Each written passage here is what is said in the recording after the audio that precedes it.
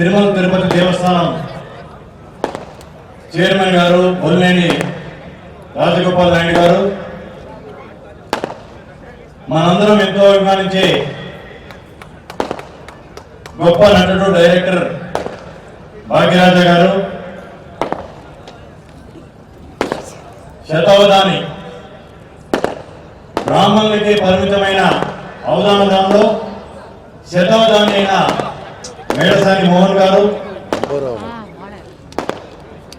ఇక్కడికి విచ్చేసిన వేదికరించిన పెద్దలు,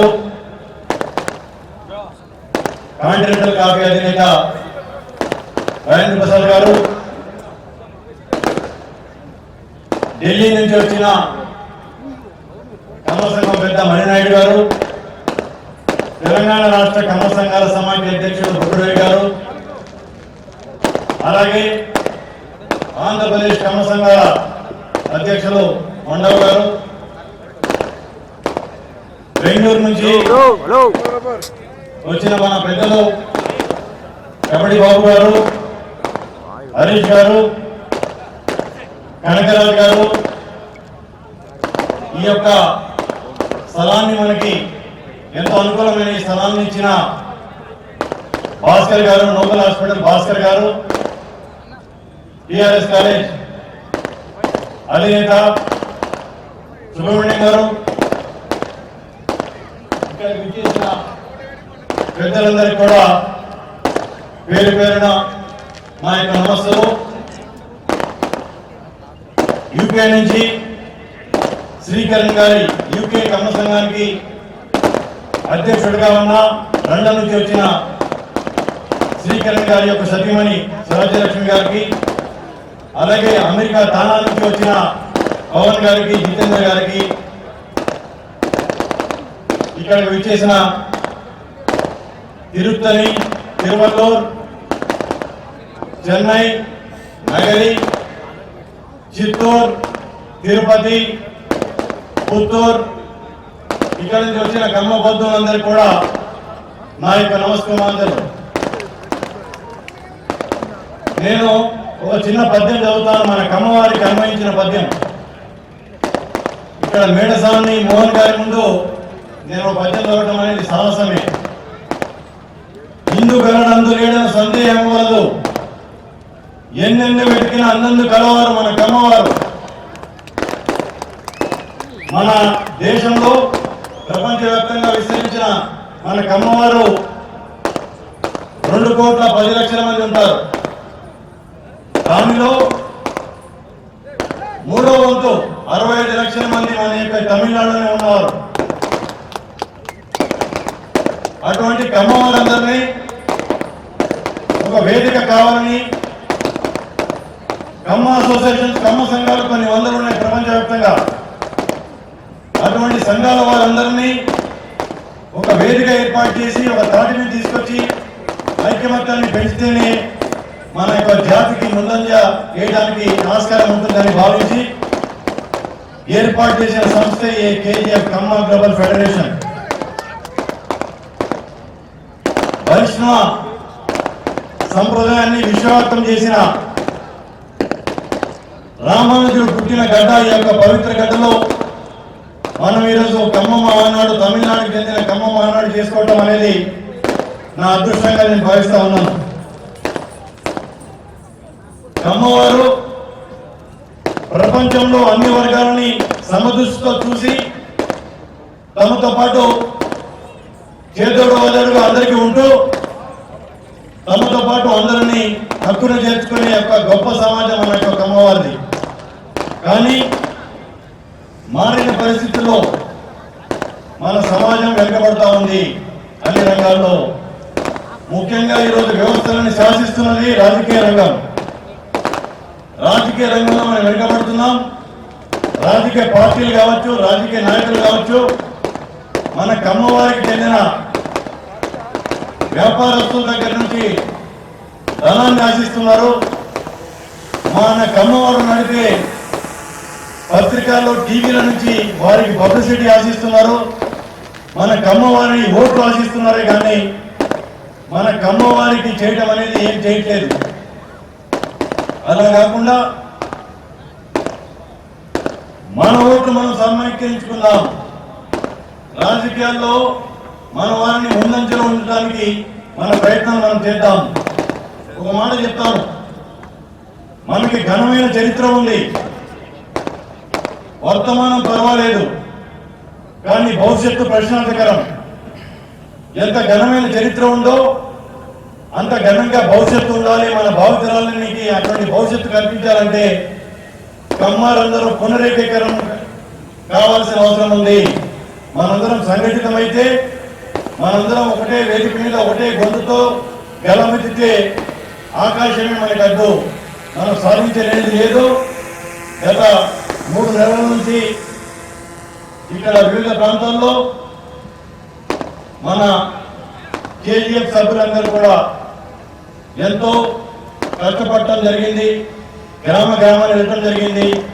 గ్రామాల్లో మన వారికి బ్రహ్మరథం బట్టి, ఆనతులు బట్టి స్వాగతించారు. అదే మన యొక్క కమ్మ అనే అభిమానంతో తీసిన వారందరికీ కూడా పేరు పేరున నమస్కారాలు, ధన్యవాదాలు. మనం అన్నదాతలం. పొలాన్ని నమ్ముకొని వ్యవసాయాన్ని పండించి నలుగురికి అన్నం పెట్టి అన్నదాతలం. అటువంటి అన్నదాతలం చదువుల కోసం, అభివృద్ధి కోసం గ్రామాల నుంచి పట్టణాలకు వచ్చాం.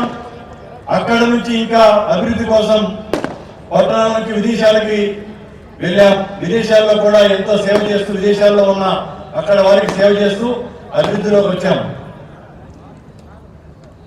2 సంవత్సరాల క్రితం కమ్మ గ్లోబల్ ఫెడరేషన్ అని స్థాపించి ఒక ప్రపంచ సదస్సు ఏర్పాటు చేసుకున్నాం. దానికి అద్భుతమైన స్పందన ఉంది.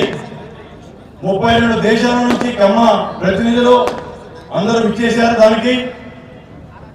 అలాగే భారతదేశంలో ఉన్న అన్ని రాష్ట్రాల నుంచి ప్రతినిధులు వచ్చారు. చాలా గొప్పగా సక్సెస్ అయింది. దానికి ప్రారంభించడానికి వచ్చిన తెలంగాణ రాష్ట్ర ముఖ్యమంత్రి ప్రారంభించి రేవంత్ రెడ్డి గారు, కమ్మ అంటే అమ్మ లాంటిది. అమ్మలాగైతే తన బిడ్డలని, వారి ఆకలిని చూసి బిడ్డల బాగోగులు చూస్తుందో, ఈ కమ్మ వారు సమాజంలో ఉన్న అన్ని వర్గాల వారిని తన బిడ్డలాగా చూసి ఆదరిస్తారు, హక్కును చేర్చుకుంటారని చెప్పడం జరిగింది.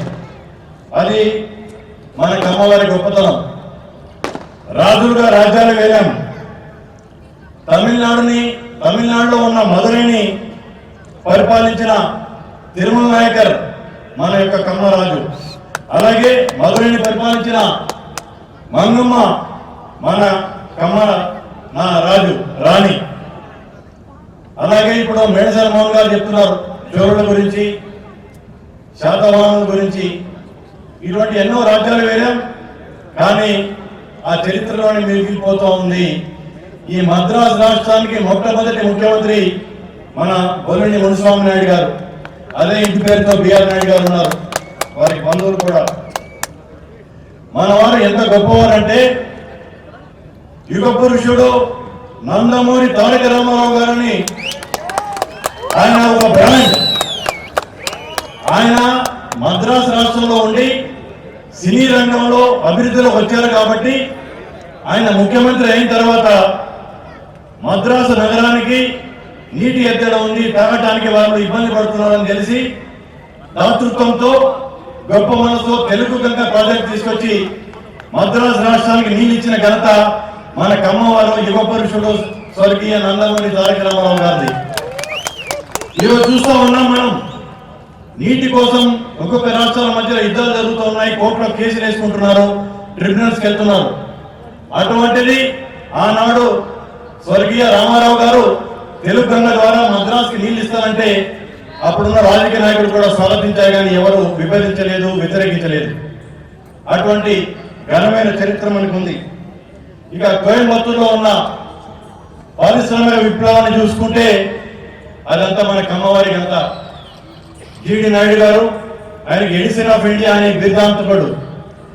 ఈ మధ్య తమిళనాడులోని అతిపెద్ద ఫ్లైఓవర్ కి జీడి నాయుడు గారి పేరు పెట్టుకోవడం జరిగింది. లక్ష్మీ మిల్స్ కావచ్చు, పిహెచ్సి గ్రూప్ కావచ్చు, ఇటువంటి ఎన్నో చెప్పుకుంటూ పోతే తమిళనాడులో ఉన్న మన పారిశ్రామికవేత్తల యొక్క పరిశ్రమను చూసుకుంటే కనీసం 10 నిమిషాలు చెప్పాల్సి ఉంటుంది. నేను ఒకటే ఈ యొక్క వేదిక మీద, ఈ వేదిక ముందున్న వారికి కాకుండా పత్రికా మాధ్యమంగా చూస్తున్న వారందరూ కూడా చెప్పదలుచుకున్నాను. ప్రభుత్వాలు, ప్రభుత్వ రంగ సంస్థలు కల్పించిన ఉద్యోగాల కంటే మన కమ్మవారు కల్పించిన ఉద్యోగాలు ఎక్కువ. కొందరు తెలిసి తెలియని వారు మాట్లాడుతుంటారు, కమ్మవారు పట్టుమని గుప్పడి మంది ఉండరు, కానీ అన్నిట్లో వీళ్ళే పెత్తనం చేస్తుంటారని. మనం పట్టుమని గుప్పడి మంది కాదు, మనం 2,10,00,000 మంది ఉన్నాం భారతదేశంలో. 1.5% 130 కోట్ల భారతదేశంలో 1.5% ఉన్నాం. 1.5% అంటే తక్కువ కాదు. మరి ఇంకొక విషయం చెప్తున్నాను, ఇదే యొక్క వేదిక మీద నుంచి. ఒక కమ్మవారు కనీసం 10 మందిని ప్రభావితం చేయగలరు, 10 మందిని దాంతో పాటు తీసుకెళ్లగలరు. త్వరలో తమిళనాడులో శాసనసభ ఎలక్షన్స్ రాబోతా ఉన్నాయి. ఇక్కడ 65 లక్షల మంది, అంటే తమిళనాడు రాష్ట్ర జనాభాలో 8% మంది మన యొక్క కమ్మవారు. కానీ మన కమ్మ ఎమ్మెల్యేస్ ఎంతమంది ఉన్నారు అంటే 12 మంది. మన కమ్మ ఎంపీస్ 3 ఉన్నారు. ఈ తమిళనాడులో రాబోయే ఎలక్షన్స్ లో కమ్మవారే కాకుండా దాదాపు 3 కోట్ల మంది ఉన్న తెలుగు ప్రజలు కనుక నిర్ణయించుకుంటే రాబోయే తమిళనాడు ప్రభుత్వంలో ఎవరు ఉండాలి అనేది నిర్ణయించే సత్తా మన కమ్మవారికి, తెలుగు వారికి ఉంది. మన కమ్మవారు ఉండాలి. ఈ యొక్క కేజీఎఫ్ అనేది ఏ రాజకీయ పార్టీకి అనుకూలం కాదు, ఏ రాజకీయ పార్టీకి వత్తాసు పలకదు. ఈ యొక్క అన్ని రాజకీయ పార్టీల్లో అన్నిట్లో మన వాళ్ళు ఉండాలి, అన్నిట్లో ముందుండాలనేది ఈ కేజీఎఫ్ యొక్క సంకల్పం, కేజీఎఫ్ యొక్క లక్ష్యం. 30 మంది శాసనసభలో ఎమ్మెల్యేలు కావాలి, కనీసం ఉప ముఖ్యమంత్రి పదవి మన కమ్మవారికి తమిళనాడులో కావాలనేది మన యొక్క డిమాండ్. ఆ డిమాండ్ కోసం ఏప్రిల్, మే నెలల్లో తమిళనాడులో ఎలక్షన్స్ రాబోతున్నాయి. ఏ రాజకీయ పార్టీలు అయినా సరే ఆసక్తి ఉన్న కమ్మవారి కోసం వారికి టికెట్ రావడమే కాకుండా వారి గెలుపు కూడా ఈ కేజీఎఫ్ తోడ్పడుతుంది, కష్టపడుతుందని ఈ యొక్క సభ వేదికపై నుంచి చెప్పదలుచుకున్నాను. నేను 2 సంవత్సరాల క్రితం ప్రపంచ కమ్మ సదస్సు ఏర్పాటు చేసినప్పుడు ఒక పత్రికా విలేకరుల సమావేశం ఏర్పాటు చేసుకోవడం జరిగింది. అప్పుడు కొందరు పత్రికా విలేకరులు నన్ను ఒక ప్రశ్న ఇచ్చారు, ఏ విలేకరులు కూడా మీరు మనల్ని వ్యతిరేకించే ఒక పత్రికకు చెందిన విలేకరులు, అన్నిట్లో మీరే ముందున్నారు కదా, ఇంకా ఏం ఆశించి మీరు ప్రపంచ కమ్మ సదస్సు ఏర్పాటు చేస్తున్నారని అడగడం జరిగింది.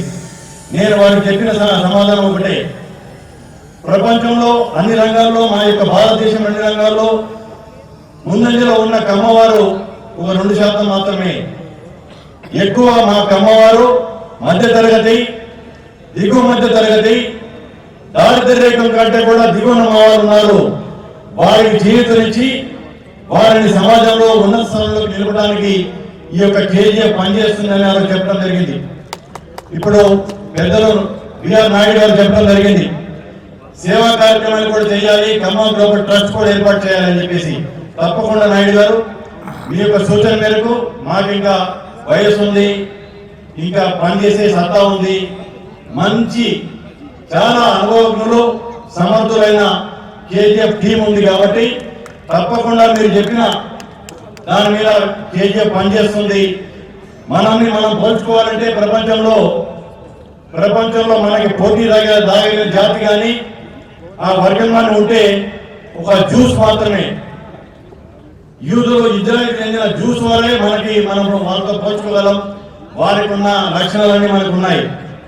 ఒక జ్యూస్ ఈరోజు ప్రపంచంలో 10 నోబెల్ బహుమతులు వస్తే 10లో కనీసం 6 ఆ జ్యూస్కే దక్కుతూ ఉంటాయి. అలాగే మనం సంఘటితమైతే ఈరోజు ఇక్కడికి వచ్చిన వారికంటే కూడా తమిళనాడులో మనకి సౌత్లో చాలా మంది కమ్మవారు ఉన్నారు. తేని, విరుధనగర్, కోయిల్పట్టి, దిండిగల్ ఇటువంటి ప్రాంతాల్లో మన వాళ్ళు చాలా అధిక సంఖ్యలో ఉన్నారు. అలాగే కోయంబత్తూరు చుట్టుపక్కల కూడా మన వాళ్ళు చాలా పెద్ద సంఖ్యలో ఉన్నారు. ముఖ్యంగా తమిళనాడు అభివృద్ధిలోకి పాల్పంచుకున్న మన కమ్మవారు పెద్దలు చాలా మంది ఉన్నారు. తమిళనాడులో కూడా చాలా కమ్మ సంఘాలు ఉన్నాయి. వాటన్నిటిని అఫిలియేట్ చేసుకొని వాటికి ఏమన్నా చేయూతనిచ్చి వారికి ఏమన్నా ఇబ్బందులు ఉంటే కూడా నిలబడటానికి కేజీఎఫ్ లక్ష్యంగా చెప్తున్నాను. ఇప్పుడు మన వాళ్ళు ఇక్కడికి ఒక గడ్డి, మోకు ఇది తీసుకొచ్చారు. ఒక గడ్డి పరకని పెంచడం అనేది చాలా తేలిక. అదే ఈ యొక్క గడ్డితో ఒక మోపును తయారు చేస్తే ఏనుగును కూడా కట్టేయచ్చు ఈ యొక్క గడ్డి మోపుతో. అంటే సమైక్యంగా ఉంటే, మనందరం ఐక్యంగా ఉంటే ఎంత బలం చేకూరుతుందనే నిదర్శనానికి ఈ యొక్క గడ్డిని తీసుకురావడం జరిగింది. మనకు ఐక్యమత్యం అవసరం, ఐక్యమత్యం కనుక ఉంటే మనం ఏదైనా సాధించగలం, ఏదైనా చేయగలం. ఇప్పుడు మాజీ చీఫ్ సెక్రటరీ రామ్మోహన్ రావు గారు ఇక్కడ వచ్చి మనల్ని అభినందించి మన గురించి మాట్లాడినందుకు ఆయనకి ధన్యవాదాలు తెలుపుతూ, ముఖ్యంగా కమ్మవారు ఐఏఎస్ ఐపీఎస్ లో వెనుకబడతా ఉన్నారు. మనకి రాజకీయ నాయకుడి యొక్క పదవీ కాలం 5 సంవత్సరాలే, కానీ ఒక ఐఏఎస్ కానీ ఐపీఎస్ కానీ మన వాళ్ళు ఉంటే వారి పదవీ కాలం 30 సంవత్సరాలు. తెలుగులో మాట అంటారు, వడ్డించేవాడు మనవాడు ఉంటే ఆ మూలన కూర్చున్నా కానీ బాగానే వడ్డిస్తారని. అలాగే ఐఏఎస్ ఐపీఎస్ లో కావచ్చు, రాజకీయాల్లో మంత్రులుగా